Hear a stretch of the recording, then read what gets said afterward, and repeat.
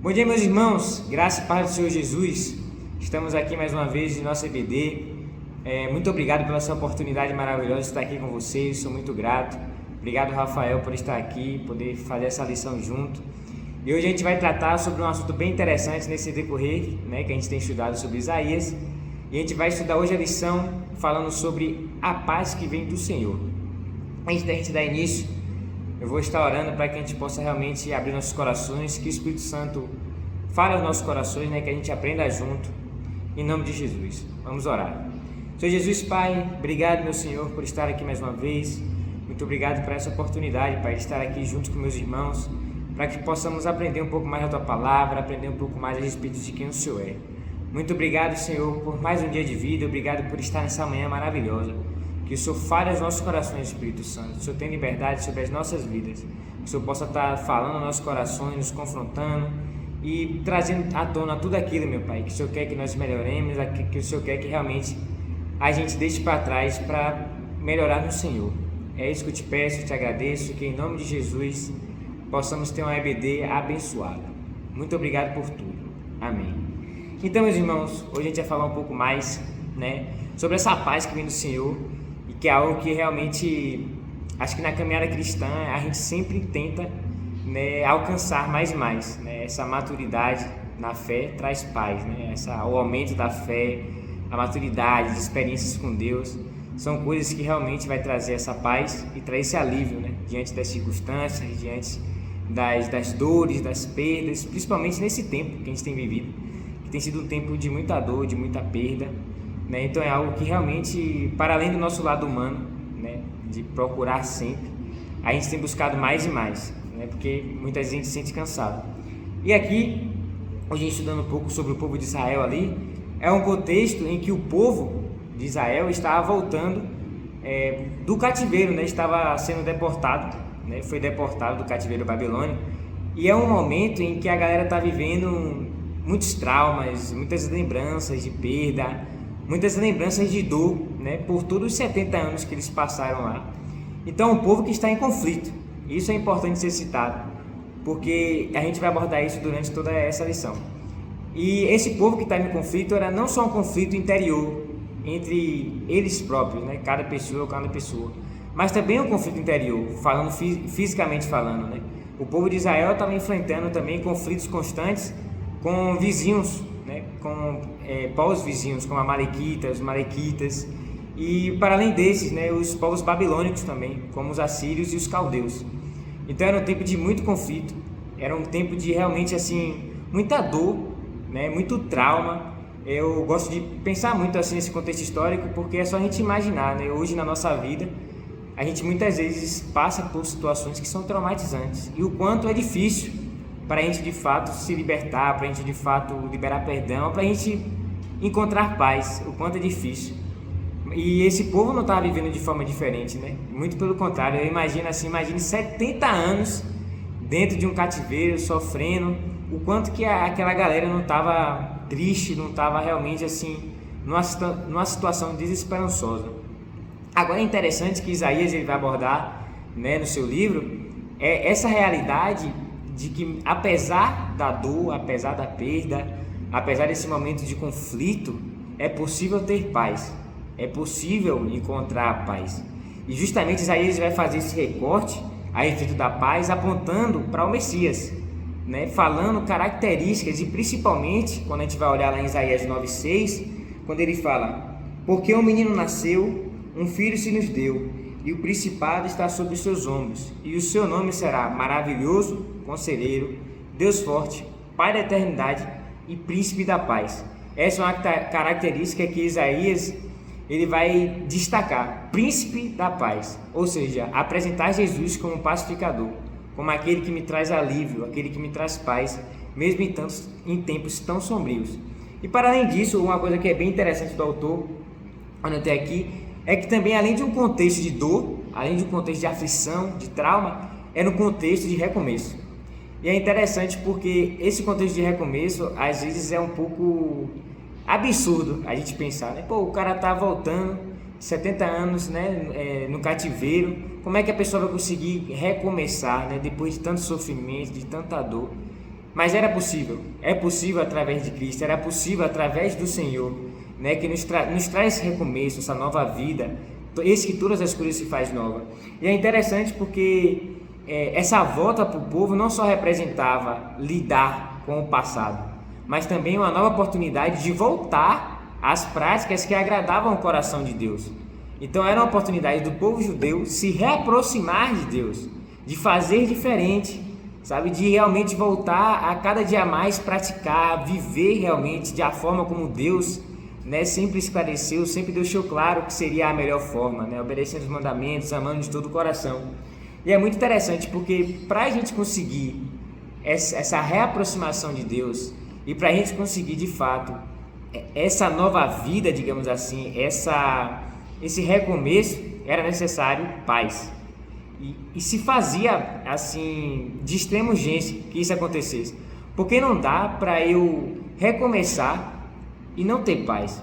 É a mesma coisa de não recomeçar.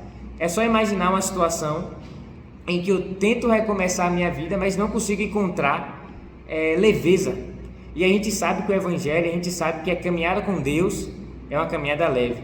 Então não adianta eu dizer que eu recomecei a minha vida se eu não vivo de maneira leve, se eu só vivo pensando no que aconteceu, no trauma, nisso e daquilo. Claro que não é uma coisa fácil, né? Quem dera que fosse fácil, seria tudo melhor. Mas, apesar de difícil, é algo que é possível.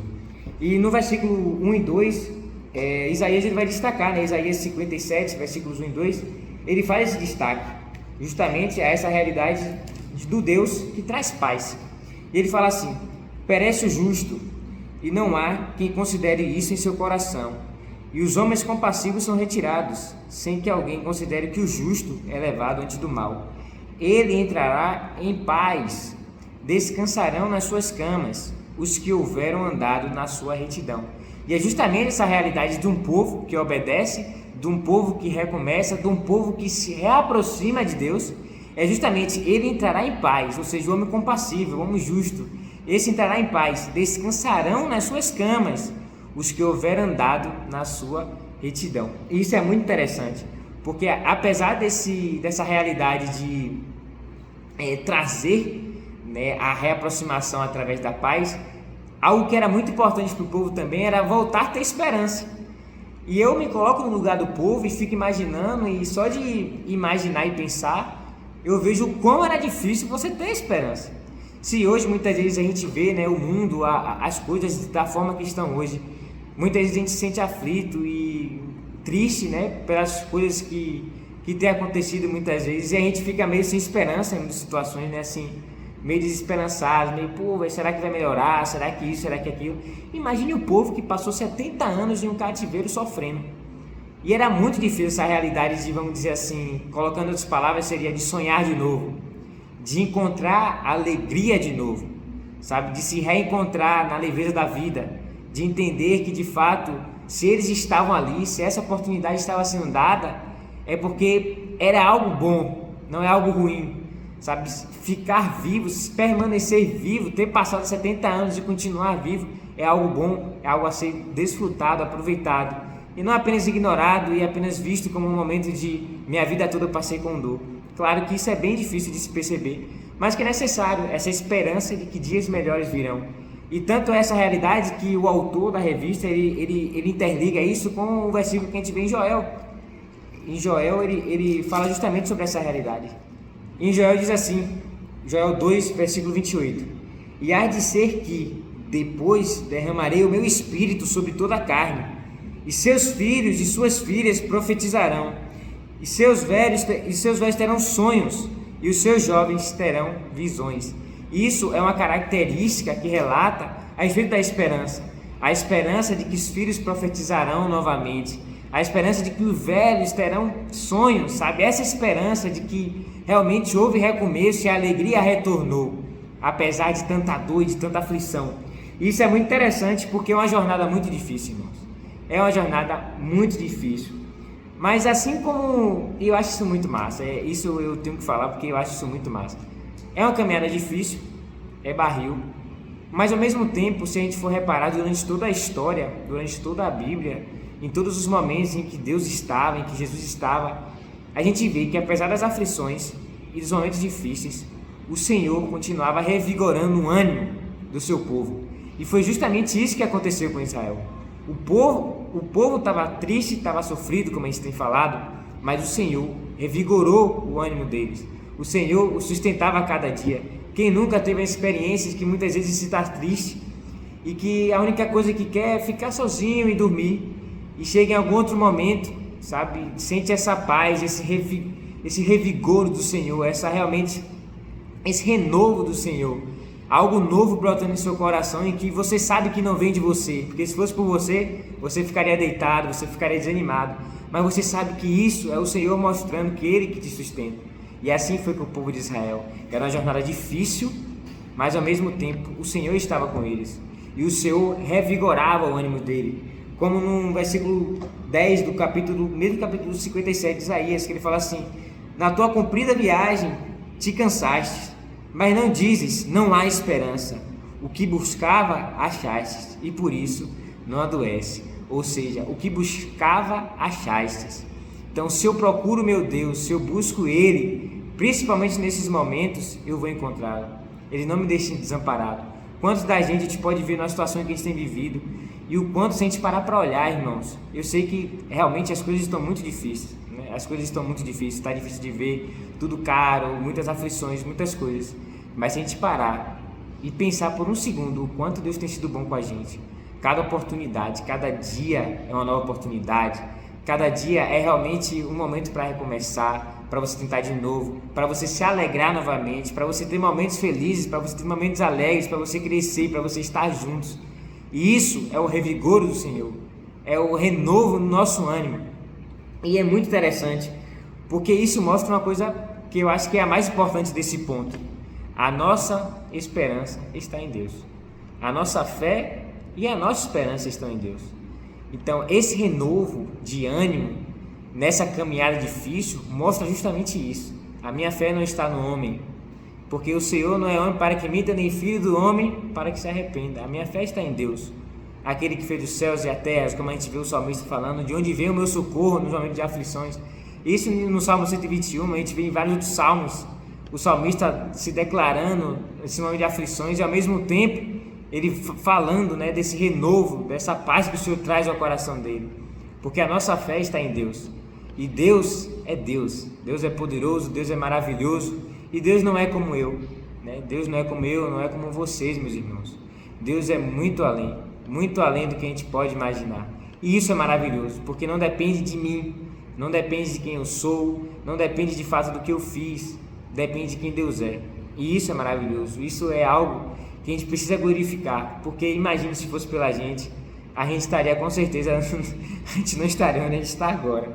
Mas enfim, eu louvo a Deus por isso, por realmente nos permitir colocar a fé nele, a esperança nele, poder dizer: eu espero que dias melhores venham, e eu creio que dias melhores virão.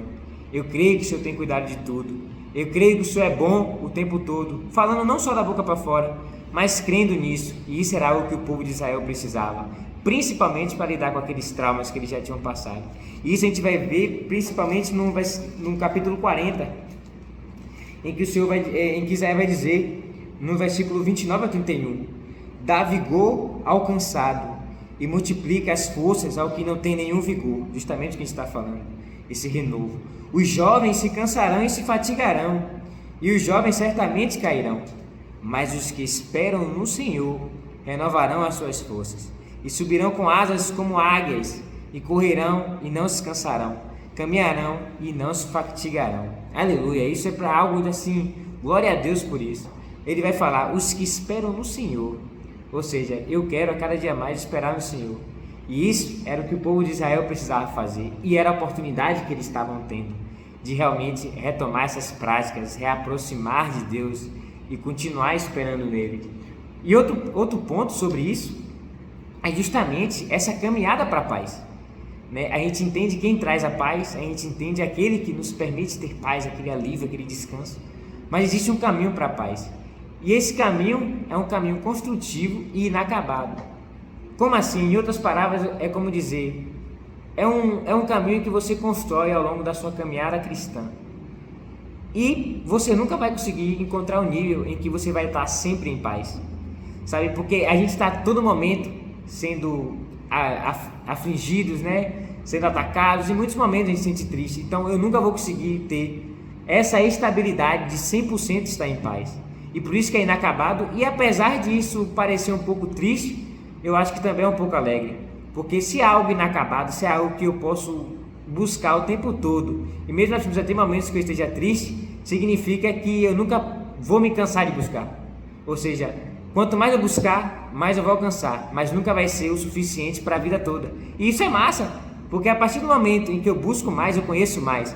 A partir do momento que eu conheço mais, eu tenho mais experiências. E a partir do momento que eu tenho mais experiências, a minha fé cresce, a minha maturidade cresce. Então é algo construtivo. O relacionamento com Deus é algo construtivo. Ninguém chegou de um dia para o outro e aprendeu tudo. Ninguém. É algo que a gente constrói. É algo que a gente olha, pô, há um ano atrás eu tinha esse pensamento, eu pensava dessa forma, eu entendia dessa forma. Esse ano eu já penso diferente, talvez ano que vem, provavelmente eu pensarei diferente. Quem nunca teve aquela experiência de ler a Bíblia, muitas vezes, né? A gente lê ano passado e enxerga de uma forma, e a gente lê esse ano e enxerga de outra. Isso é incrível, porque a Bíblia realmente é como se renovasse, é como se o Espírito Santo a cada momento falasse algo novo aos nossos corações. E essa realidade da paz é algo que também acontece, sabe? Esse renovo. E é interessante porque tudo vai começar com um relacionamento sincero e verdadeiro com Deus. Tudo começa a partir disso. E para esse relacionamento sincero e verdadeiro com Deus começar, é preciso se ter aquela experiência de transformação. Que eu e você muitas vezes lembram, né? Talvez a maior experiência da nossa vida. O dia em que eu encontrei a Cristo. O dia em que eu tive uma experiência com o Senhor e que me transformou. E que me gerou transformação verdadeira, genuína. Não estou falando daquela transformação que a gente fala assim, Deus é isso, Deus é aquilo. E a gente vai para a igreja e depois se afasta. Estou falando da transformação que a gente percebe que as escamas caem nos nossos olhos e que a gente fala assim, meu Deus, o Senhor é maravilhoso. Eu quero todos os dias estar contigo, eu quero caminhar contigo. E essa caminhada que a gente tem que buscar cada dia mais, entendendo que é um passo de cada vez. Não dá para saber tudo, não dá. Mas dá para cada vez mais amadurecer, dá para cada vez mais crescer. E, consequentemente, dá para encontrar o equilíbrio, que eu acredito que é uma das coisas que a gente mais precisa nessa vida e que a gente mais luta para ter, né? Porque o ser humano é muito extremo. Então, ou eu estou muito triste, ou estou muito alegre. E a gente busca esse equilíbrio de saber quando está triste e aproveitar, e saber também quando está alegre e aproveitar. Então, é um caminho construtivo. E uma verdade que comprova isso é como o autor vai citar em Isaías 57, no versículo 17, que ele fala assim: pela iniquidade da sua avareza me indignei e os feri, escondi-me e indignei-me, mas rebeldes seguiram o caminho do seu coração. Por que ele citou esse versículo? Porque assim como era uma oportunidade para o povo que estava naquela realidade, voltando do cativeiro, assim como era uma realidade difícil de encontrar paz também, uma nova oportunidade de se ter essa reaproximação, também houve muita revolta, né? E uma revolta entendível pelo fato de viver guerras, de viver tristezas. Então não é aquela coisa que foi sempre tudo um mar de rosas. Houve também revoltas, houve realmente assim, esses períodos de conflitos constantes, sabe? Esse período realmente, às vezes de conflito não só com o outro, mas com você mesmo. E houve a revolta para com Deus, né? Aquela revolta que, meu Deus, por que está acontecendo isso comigo? Eu não consigo entender porque eu estou vivendo isso. Pô, Senhor, eu sempre fui fiel, eu estou tentando me reaproximar, e o que é que está acontecendo? Que propósito tem nisso? E que muitas vezes a gente tem esses momentos sim, de revolta, esses momentos que a gente fica um pouco chateado e que a gente fica sem entender. Mas ao mesmo tempo, eu sempre digo que assim, muitas vezes as nossas dúvidas, as nossas revoltas são por um lado bom, porque a partir do momento que eu desabafo com Deus sobre isso, Deus, Ele com sua graça e misericórdia, Ele me mostra aquilo que eu não estava conseguindo enxergar e que por muito tempo, muitas vezes eu não consegui. Ou seja, eu estou muitas vezes revoltado, muitas vezes triste para com Deus, e Deus com sua misericórdia me mostra que eu não tenho que olhar dessa forma, não pelo que eu perdi, não pelo tempo que passou, mas eu tenho que olhar pelo seguinte: é tempo de nova conduta e estou lhe dando uma nova oportunidade. Você poderia ter morrido há muito tempo, você poderia ter acabado e estar muito pior do que você está hoje, mas eu estou te dando essa oportunidade.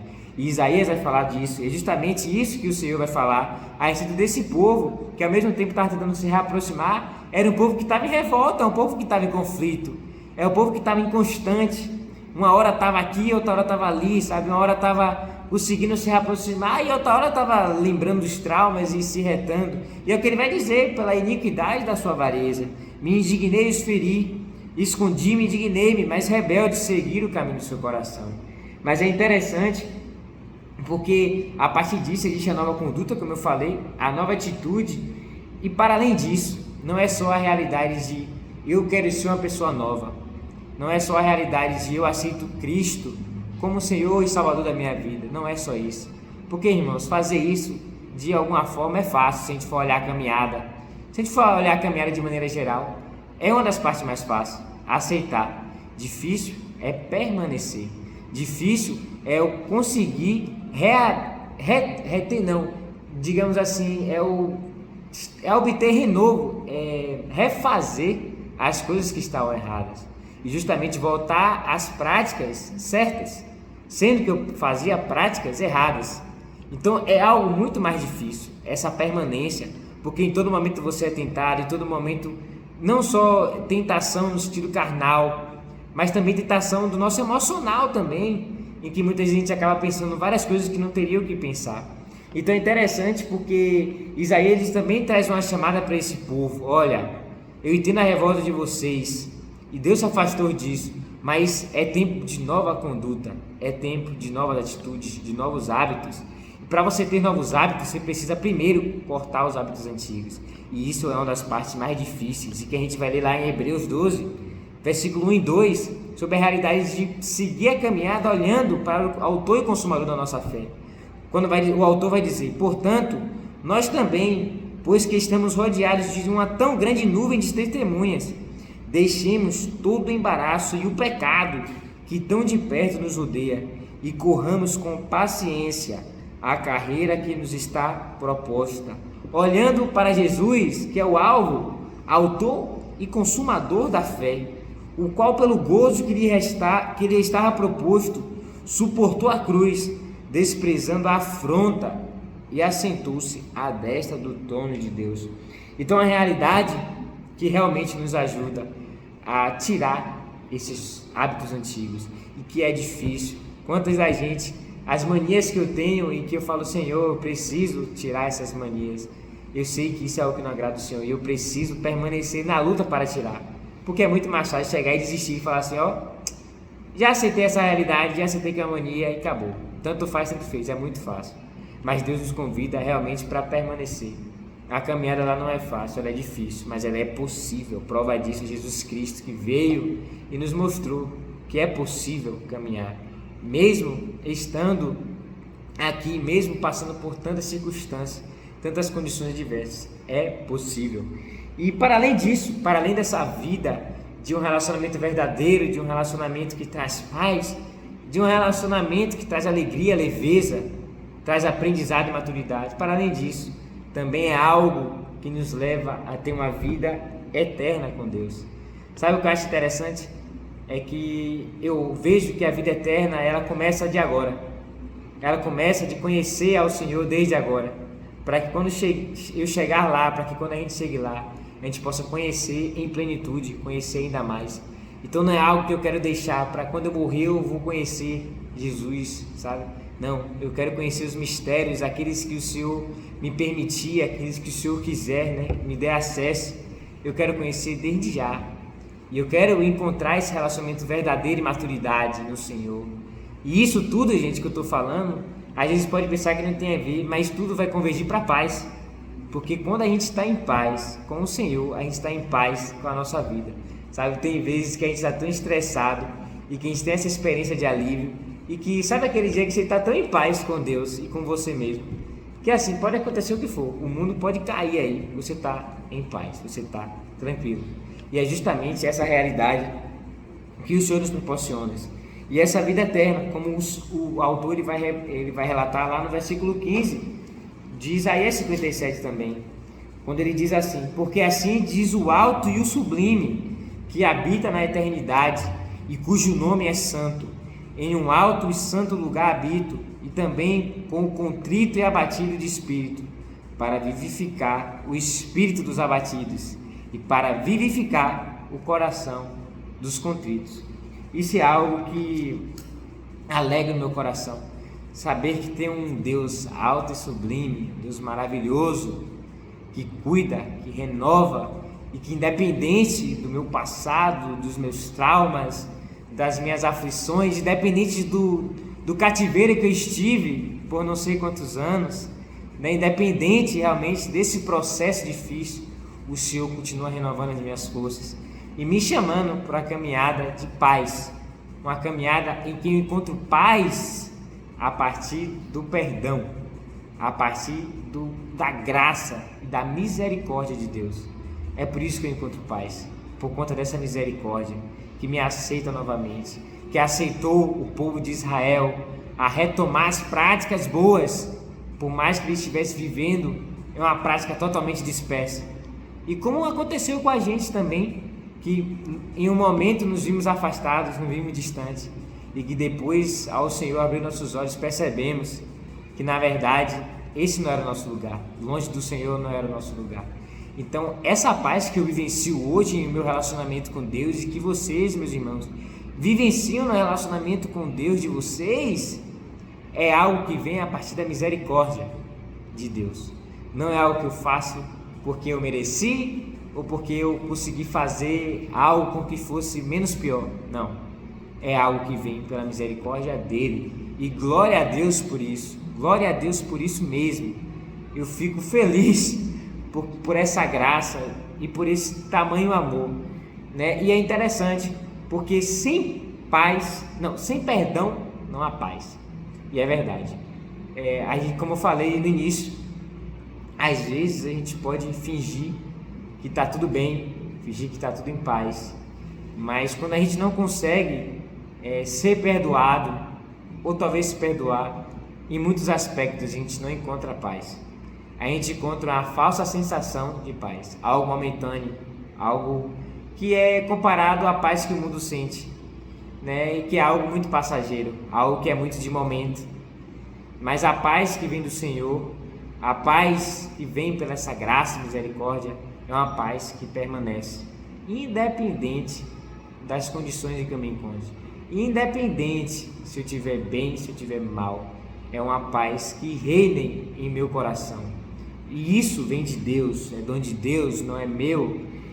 Uma parte da revista que eu achei muito interessante, eu queria destacar para os irmãos, é algo que o autor ele vai dizer sobre o controle do Senhor e sobre essa paz, sobre esse cuidado, e é muito massa. Ele diz assim: é dessa forma que o Senhor quer que vivamos com Ele, conscientes das nossas lutas, mas não presos a ela, pois o nosso Pai eterno tem conduzido o seu povo, estando no controle de suas vidas, para que possamos trilhar o nosso caminho na certeza de que Ele está conosco. Glória a Deus por isso. Isso é motivo de alegria e de conforto realmente.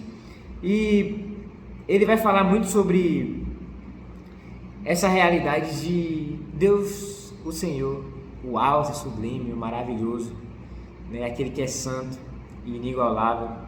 Ele não está alheio às nossas dores, às nossas aflições. O Senhor não estava alheio, o Senhor não estava nem aí para o que o povo de Israel passava, para o que aquele povo judeu estava enfrentando, aqueles conflitos constantes, aquela realidade dura de ser enfrentada que foi passada por anos, 70 anos.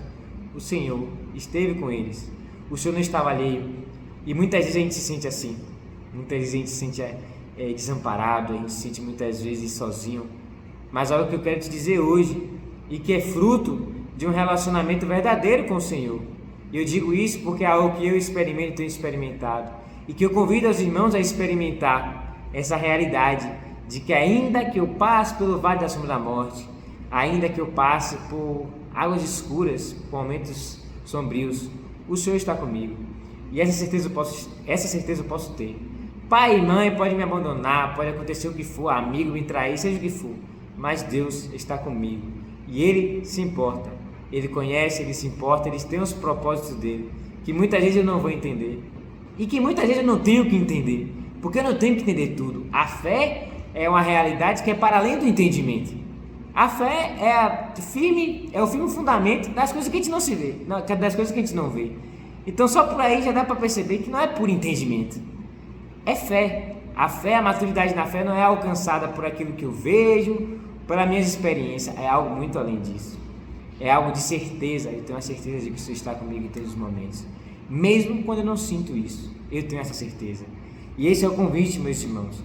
E essa paz é a paz que a gente encontra em Jesus Cristo. Ele é a nossa paz.